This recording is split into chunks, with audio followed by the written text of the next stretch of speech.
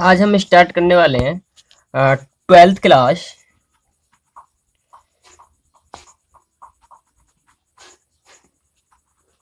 NCERT का chapter number first, जिसको हम बोलते हैं relation and function. Relation and function, जिसको हिंदी में बोलते हैं संबंध एवं फलन। तो आज इसके बारे में आज आपको बताएंगे। तो कुछ इसकी बेसिक नॉलेज और कुछ इसका 100 एक्सरसाइज लगाएंगे। देखो, हमारा इसमें सबसे पहले तो आता है सेट, जिसको आप लोग बोलते हो समुच्चय। समुच्चय, तो समुच्चय क्या होता है? जैसे कि कोई भी समुच्चय, जैसे कि एक मैं समुच्चय ले लूं, भारत के सभी स्टेट का समुच्चय। तो मैं समुच्चय ये बताना चाह रहा हूँ, जो समुच्चय जो होता है एक वेल डिफाइंड वैल्यू होती है, जिसको हम स्पष्ट तरीके से बता सकते हैं कि ये सेट के अंदर आ सकते हैं अवयव। तो वो समुच्चय होता है। जैसे कि अब हम भारत की सभी स्टेटों को बता सकते हैं, एक लिस्ट वाइज भी बना सकते हैं। तो ये क्या होगा? एक हमारा समुच्चय होगा, ठीक, जिसको हमने वेल डिफाइन कर दिया। जिसके अवयव होते हैं, अवयव को रिप्रेजेंट करते हैं A comma B comma C dot dot dot, और सेट को रिप्रेजेंट करते हैं ए बी और सी से डॉट डॉट डॉट, ठीक। तो ये थी इसकी पहचान। अब एक इसमें आता है, अब जैसे कि मैं बोल दूं भारत पृथ्वी पर रहने वाले लंबे व्यक्तियों का समुच्चय का सेट। तो क्या ये एक सेट होगा? कोई पृथ्वी पर रहने वाले व्यक्तियों का समुच्चय, लंबे व्यक्तियों का, तो ये सेट नहीं होगा। लंबे व्यक्ति वेल डिफाइन नहीं है, तो इसकी हम लिस्ट नहीं बना सकते, तो ये हमारा सेट नहीं होगा। तो अब आगे चलते हैं। एक आता है हमारा सबसेट, जिसको हम बोलते हैं उपसमुच्चय। देखो, उपसमुच्चय क्या होता है? जैसे कि मेरे पास दो सेट हैं, एक है 1,2 और दूसरा सेट है 1,2,3। तो क्या ये इसका सबसेट है? अगर ए के सभी एलिमेंट, ये एलिमेंट होते हैं, एलिमेंट। देखो, यदि ये ए के एलिमेंट अगर बी में बिलोंग करते हैं, तब तो हम कह सकते हैं कि ए सबसेट होगा वी का। अगर मान के चलो मेरे पास एक ये सेट है 1,2 और दूसरा सेट है 1,2, तो ए के अवयव बी में बिलोंग करते हैं, बी के अवयव ए में बिलोंग करते हैं। तो हम कह सकते हैं इस कंडीशन में ए सबसेट है और बराबर है वी के, ठीक। तो ये सबसेट का साइन होता है सबसेट, जिसको हम बोलते हैं उपसमुच्चय, ठीक। तो अब मैं इसके बारे में कुछ और एक बात और बता देता हूं, उसको देख लो आप लोग यहां पर। अब आता है हमारा, जैसे कि हमारे पास दो सेट हैं ए कॉमा बी, और एक सेट है मेरे पास ए कॉमा बी कॉमा सी। यदि इसका कार्तीय गुणन पूछ ले, ए क्रॉस बी को बोलते हैं, हम क्या बोलते हैं इसको बता देता हूं मैं, कार्तीय गुणन। तो इसको जो मैं बता रहा हूँ अभी एक्सरसाइज में यूज होगा और आगे भी यूज करेंगे रिलेशन में, क्योंकि इसके बिना समझ नहीं पाओगे सेट, सबसेट और कार्तीय गुणन के बिना, तो इसलिए इसमें मैं डिस्कस कर दे रहा हूँ। तो देखो, कार्तीय गुणन क्या कैसे निकालते हैं? मतलब जो एक से बी का कार्तीय गुणन निकालना है, तो ए के अवयव जो है और बी के अवयव पेयर बनाएंगे। पेयर कैसे बनाएंगे? देखो, पहले ए का अवयव होगा तो ए कॉमा ए, ठीक। अब तो ए का अवयव ए से कर लिया, अब ए का रिलेशन बी से होगा, पहले ए का ही होगा, अब ए का सी से होगा। अब इसी तरह बी का ए से, बी का ए से, और बी का बी से, और बी का सी से। ये हमारा क्या आएगा निकल के? रिलेशन हो गया, वो कार्तीय गुणन हो गया। तो अब मैं आपको एक रिलेशन की डेफिनेशन लिखवाता हूं जिससे आप समझ जाओ। रिलेशन, देखो रिलेशन क्या होता है, मतलब संबंध। दो सेट ए तथा बी का कार्तीय गुणन का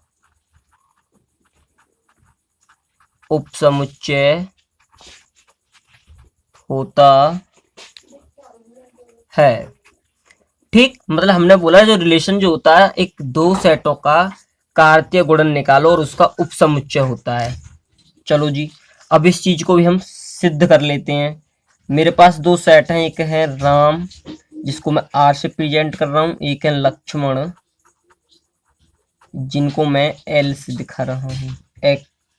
ठीक है, और मेरे पास एक सेट है सीता जिनको हम एस से दिखाएंगे, और एक सेट है उर्मिला जिनको हम यू से रिप्रेजेंट कर रहे हैं। ठीक, तो मेरे पास ये दो सेट हैं और इन दो सेटों का मैं रिलेशन निकालता हूं। देखो आर, देखो राम का होता है सीता से, ठीक रिलेशन है, और लक्ष्मण का है उर्मिला से।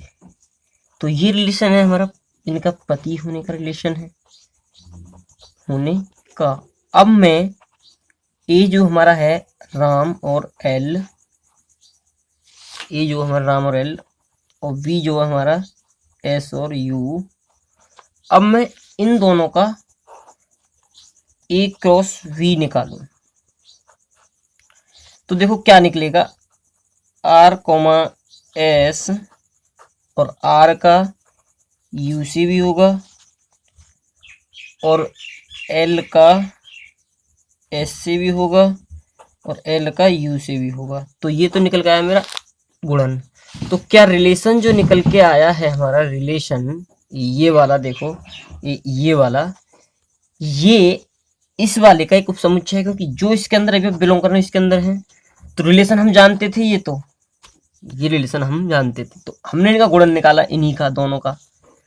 तो वो जो निकल के आया कार्तीय गुणन का समुच्चय निकल के आया। तो हम इस बात से सिद्ध होता है कि आर जो होता है एक सबसेट होता है ए क्रॉस वी का। ठीक, बराबर भी हो सकता है, ठीक है ना। तो ये क्या निकल के आया, रिलेशन। तो अब मैं कुछ रिलेशन के कुछ बारे में बता देता हूं आपको। तो अब रिलेशन के कुछ टाइप होते हैं, रिलेशन के कुछ टाइप होते हैं। देखो टाइप क्या है, सबसे पहले आता है हमारा, सबसे पहले जो आता है हमारा वो आता है रिक्त समुच्चय। रिक्त समुच्चय, सॉरी, रिक्त संबंध होता है, रिक्त संबंध।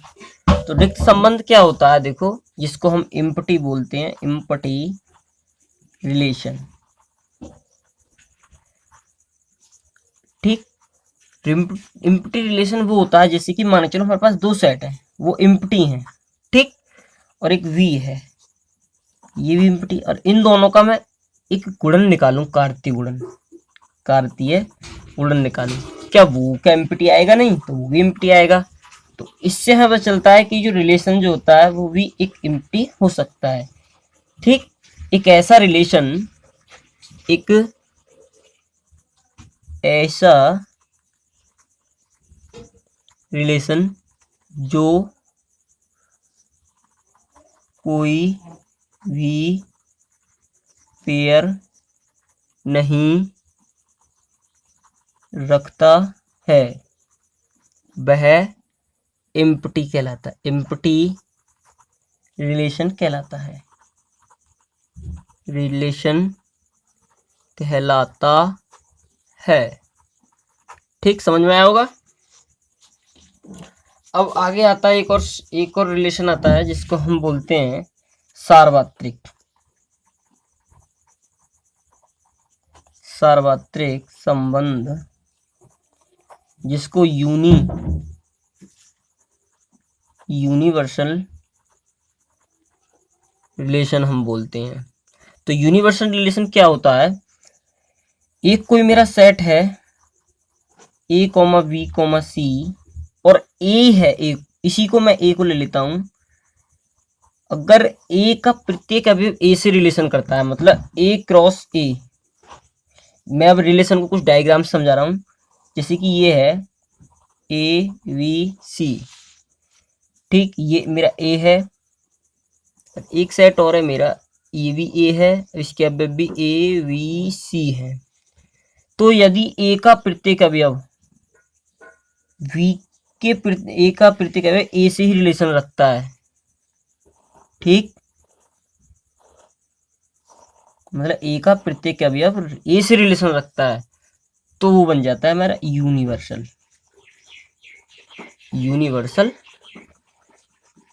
रिलेशन। तो यहां लिख भी सकते हो, सेट ए का प्रत्येक अवयव सेट ए से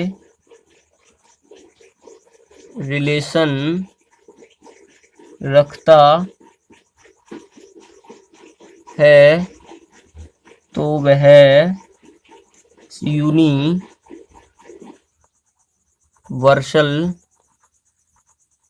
रिलेशन कहलाता है। ठीक, तो आया होगा समझ में। तो आगे चलते हैं, आगे की चीज और बताने वाला हूं मैं आपको।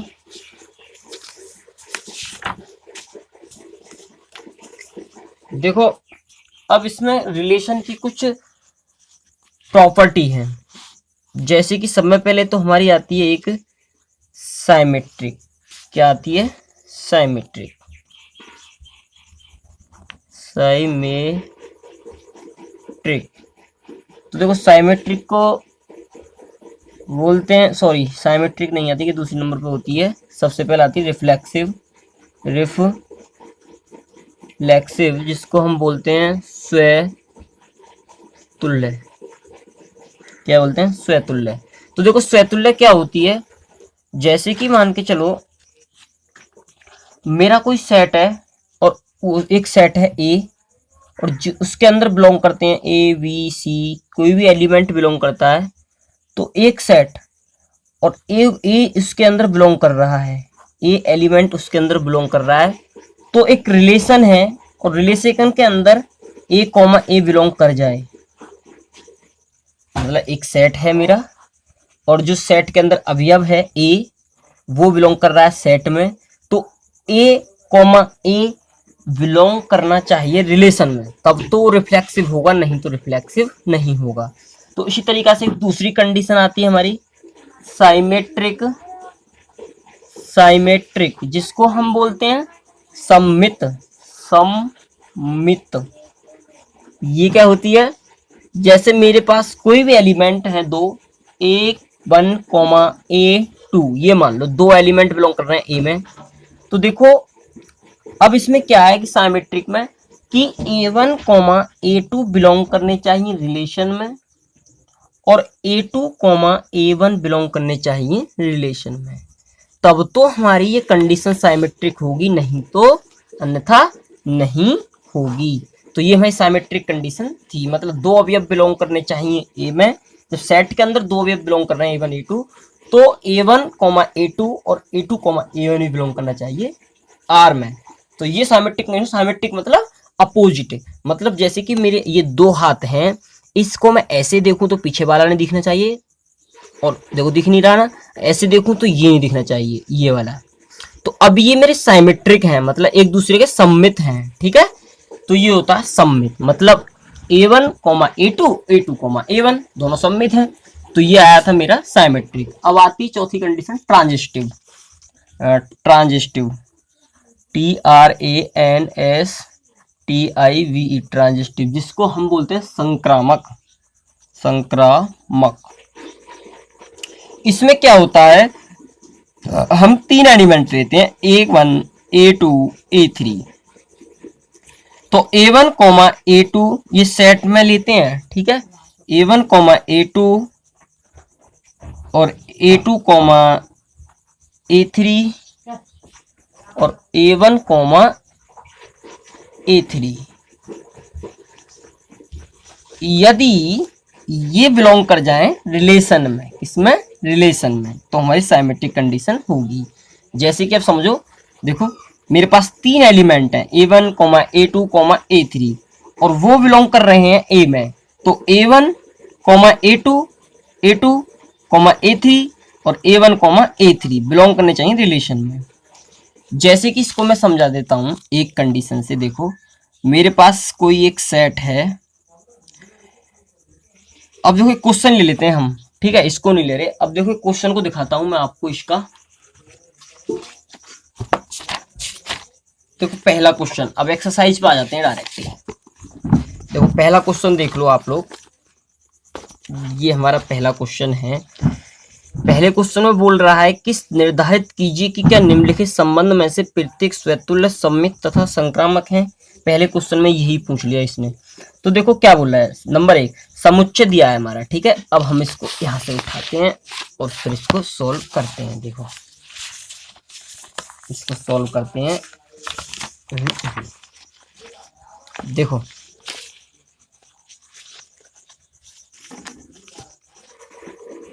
एक रिलेशन दिया है R, पहले उस रिलेशन को लिख लो, मतलब R जो रिलेशन दिया है उसको लिख लो। R बराबर दिया है हमारा x, y, इसको हम सच दैट बोलते हैं 3x minus Y equal to 0। इस रिलेशन से हमें क्या, और एक दिया है हमारा सेट, चलो इस सेट को भी लिख लो पहले, 1, 2, 3 डॉट डॉट डॉट डॉट 13, 14। तो ये हमारे दिए हुए थे एक सेट और एक रिलेशन। तो हमें सममित, स्वतुल्य और संक्रामक ये बताना है, मतलब 3 कंडीशन, रेफ्लेक्सिव, सिमेट्रिक, ट्रांजिटिव, ठीक है ना। मैं इसको अब इधर रख देता हूँ उठा के थोड़ी देर के लिए, और इस क्वेश्चन को सॉल्व हम करते हैं। देखो अब कैसे होगा, तो रिलेशन से हम पेयर निकालते हैं, आपको पता होगी। तो चलो रिलेशन से हम पहले रिलेशन जो दिया उसको यहाँ लिख लेते हैं, x, y, ये 3x minus Y equal to 0, या दैट इज, मैं देखो इसको ऐसे भी तो लिख सकता हूँ, y को उधर पहुंचाऊं और 3 माइनस के 3 इक्वल टू y, ऐसे लिख सकते हैं ना, क्योंकि y को उधर पहुंचा दो, ठीक है। अब एक बात बताओ बच्चों कि ये रिलेशन जो निकल के आया है हमारा, x और y की जो वैल्यू रखी है वो कहाँ से लेनी है, इसमें से लेनी है x y की वैल्यू। तो एक बात बताना कि जैसे कि हमारा ये जो होती है ये फॉर्म किसकी होती है, ये फॉर्म होती है हमारी समुच्चय निर्माण विधि, समुच्चय निर्माण विधि, इसको बोलते हैं हम समुच्चय निर्माण विधि, जिसको टेबलर फॉर्म बोल देते हैं, सॉरी जिसको क्या बोलते हैं हम, जिसको हम बोलते हैं प्रॉपर्टी मेथड। ये होती है हमारी प्रॉपर्टी मेथड, और प्रॉपर्टी मेथड से मतलब जिसको हम समुच्चय निर्माण विधि बोलते हैं, और उससे बनाना पड़ता है हमें एक टेबलर फॉर्म, मतलब एक रोस्टर रूप। रोस्टर रूप कैसे लिखते हैं देखो, मतलब x की वैल्यू तुम इसमें से उठा लो, x की वैल्यू 1 ली मैंने, तो y की वैल्यू कितनी निकल गई, 6, 1,6। देखो मैं एक यहाँ करके दिखा देता हूँ, 3x बराबर y दिया है ना, इसमें से उठाएंगे सेट में से, क्योंकि रिलेशन यहाँ जो बनेगा ना वो a से a का रिलेशन बनेगा, a से a का रिलेशन बनेगा, ठीक है ना, क्योंकि हमारे पास एक ही सेट है। तो a का भी अब लेना है हमें 1, तो चलो 1 ले लो x का, तो y बराबर कितना मिलने वाला है मेरे लिए, तो y बराबर मिलने वाला है मेरे लिए 3, ठीक। तो सॉरी हमने गलत कर लिया था, ये 3 है ये, ठीक। 1,3 निकल आया। अब मैं 2 ले लूं तो इससे कितना निकलेगा 6, अब यहां मल्टीप्लाई करते चलो, ठीक है ना। अब मैं 3 ले लूं, 3 ले लिया तो कितना निकलेगा 9, और अब मैं ले लूं 4 तो कितना निकलेगा 12, और अब मैं ले लूं 5, 5 या 15, 15 इसमें कहीं है नहीं, तो मेरा यहीं तक निकलेगा ये रिलेशन, ठीक। ये मेरा रोस्टर रूप में रिलेशन निकल आया। तो मैं बोलता था रिफ्लेक्सिव होने के लिए पहली कंडीशन जब 1, देखो यहां देख लो इस वाले समसेट में 1 बिलोंग कर रहा है, तो 1 बिलोंग कर रहा है ए में, तो 1 बिलोंग करना चाहिए आर में, जो कि रिलेशन में बिलोंग कहीं भी नहीं कर रहा, तो इसको कह देंगे नो रिफ्लेक्सिव, इसको बोलते हैं समतुल्य नहीं है, स्वतुल्य नहीं। ठीक, तो इसको समझ में आया। अब तीसरी कंडीशन देखते हैं आगे। दूसरी कंडीशन थी इसमें हमारी साइमेट्रिक कंडीशन थी। देखो साइमेट्रिक कंडीशन में क्या था कि यदि मेरे दो एलिमेंट हैं और वो बिलोंग कर रहे हैं, जैसे कि दो एलिमेंट हैं 1,2 बिलोंग कर रहे हैं ए के अंदर, तो 1,2 बिलोंग करना चाहिए आर में और 2,1 भी बिलोंग करना चाहिए आर में। और जबकि एक रिलेशन देख लेते हैं, तो देखो रिलेशन जो दिया है इसमें 1,2 कहीं बिलोंग कर रहा है, नहीं कर रहा, और 2,1 तो नहीं कर रहा, तो हम कह देंगे नो साइमेट्रिक, नॉट साइमेट्रिक मतलब सममित नहीं है। अब तीसरी कंडीशन, ये हमारी सेकंड थी। तीसरी कंडीशन ट्रांजिटिव कंडीशन। देखो ट्रांजिटिव में क्या बोलता है कि मैं इसमें 3 एलिमेंट लेता हूँ, 1,2,3 एलिमेंट बिलोंग कर रहे हैं ए में, कर रहे हैं ना, देख लो 1,2,3 बिलोंग कर रहे हैं इसमें। ठीक, तो क्या 1,2 आर में बिलोंग कर रहे हैं या 2,3 आर में बिलोंग कर रहे हैं या 1,3 आर में बिलोंग कर रहे हैं? क्या कर रहे हैं ये देख लो, रिलेशन को उठा लो ना, तो 1,3 तो बिलोंग कर रहा है। अब है हमारा, देखो इसमें उठा के क्या है, अब 2,3 क्या बिलोंग कर रहा है?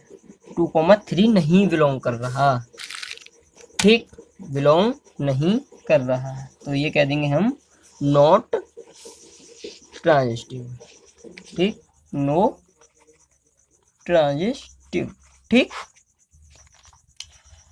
तो आज के लिए इतना ही काफी, कल मिलते हैं नेक्स्ट वीडियो में।